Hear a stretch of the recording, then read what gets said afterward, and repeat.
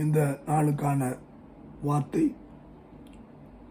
பாகங்களின் புஸ்தகம் 18ஆம் அதிகாரம் 18ஆம் வசனம் இப்படியாக சொல்லுகிறது.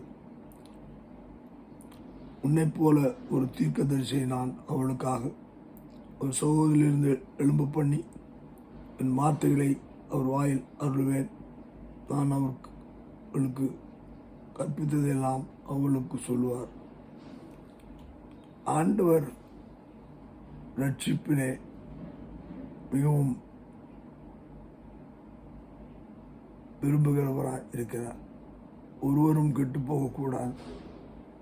நம்முடைய சாயலாய் படைத்த அந்த தேவன் அந்த சாயலிலே மனிதன் எப்பொழுதும் இருக்கத்தக்கதாக இழந்து போனதை மீண்டுமாக பெற்றுக்கொள்ளத்தக்கதாக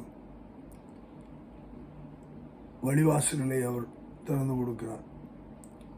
ஒரு குடும்பத்திலே ஒருவனை ரட்சிக்கும் போது அந்த ஒருவன் மற்ற மக்களை ரட்சிப்பதற்குரிய வாசல்கள் தேவன் தான் செய்கிறார். அப்பொழுதுதான் அந்த குடும்பம் முழுவதும் யோசுவா சொல்வது போல நானும் என் வீட்டார்வம் என்றால் கர்த்தரையே சேவிப்போம் என்று சொல்லி, அதைத்தான் இந்த தலைப்பிலே நான் சொல்ல வேண்டுமென்றால் concerned about redeeming. God is concerned about redeeming. அதைத்தான் இங்கே சொல்கிறார். ஒரு தீர்க்கதரிசியை நான் அவளுக்காக அவர் சகோதரிலிருந்து எழும்ப பண்ணுவேன். ஒரு கூட்ட ஜனங்கள் ரட்சிக்கப்பட ஆண்டவர் அங்கே ஒரு தீர்க்கதரிசியை எழும்ப பண்ணுகிறார். அந்த தீர்க்கதரிசியின் வாயிலே தேவனுடைய வார்த்தை வெளிப்படும் போது, அதன் மூலமாக காரியங்கள் நடக்கும்போது அந்த இடத்துல